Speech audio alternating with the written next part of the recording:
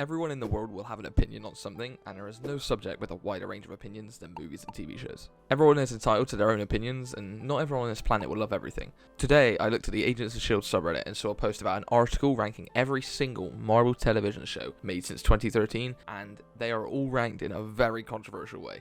I must say, I have not yet watched all these shows, so I may gloss over a hot take that you may have, so let me know down in the comments anything you agree or disagree with in this article. Now with that said, let's take a look. Now starting at the bottom of the list, it instantly starts with a controversial opinion, I think, with Inhumans over Hellstrom. Now I haven't watched either of these, so I can't really comment on this, but at the same time, I've literally not watched Inhumans because of its terrible rep, and every single time I hear Inhumans mentioned, it is laughed at for how bad it is. Now, I've heard nothing about Hellstrom, which indicates to me there's at least something about it that makes it watchable. If no one's talking about it, it can't be that bad, but it can't be that good. And I feel like Inhumans just has to be at the bottom here. Now, this person also put Falcon and the Winter Soldier over Moon Knight. Now, I have an unpopular opinion in the fact that I think Falcon and the Winter Soldier is fairly enjoyable. I actually enjoyed watching that week to week, but the villain just wasn't that good, and parts of the plots were definitely missing.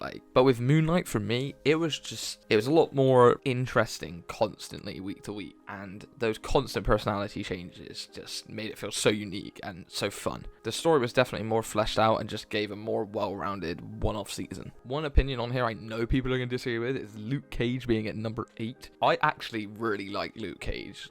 I know people have his issues, but I found it fun the whole way through. I definitely think the Cottonmouth dying so early was a bad decision because he was so good, but I think it was still really enjoyable. But I don't think the majority of you watching are going to have this at number 8 out of 26 shows. Another one that's just ridiculously high up and shocking for me is Agent Carter at 6.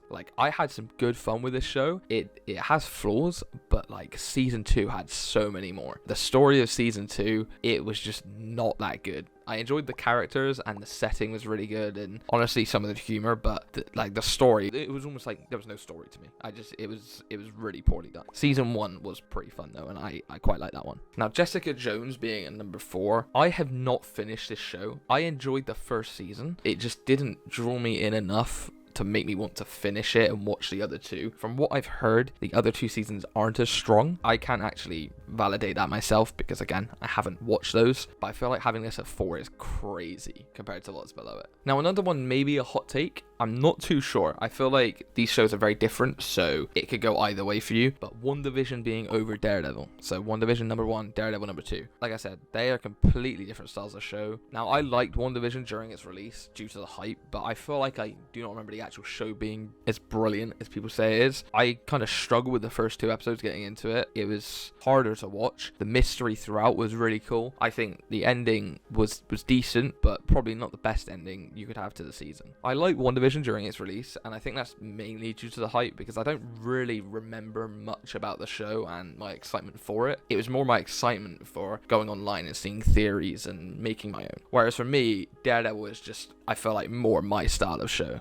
It was consistently interesting. The action was just brilliant, and I literally remember all of those hallway fight scenes. They're so good. As well, for me, I think it has one of the best endings of any of the Marvel shows at the end of season 3. I think it finishes off perfectly. Now, this last one is what everyone is here for. She-Hulk, number 10 out of 26. I've got to be honest, little confession here. I never actually finished this show. I tuned in for a month straight and then just gave up on it. To me, it wasn't terrible, but it just didn't give me anything to care about. Now, there are many shows below it I would rather watch. Now, mainly Agents of S.H.I.E.L.D, but I also enjoyed What If more, I'm pretty sure. Falcon and the Winter Soldier, I've already said I enjoyed. Moon Knight, definitely. Defenders as well. Cloak and Dagger, although that has many issues, I actually think that was better made. And another hot take probably is I actually think Secret Invasion was better, and currently people are not a fan of this one. There are many below it I'm sure people preferred as well that I just haven't seen, like Punisher.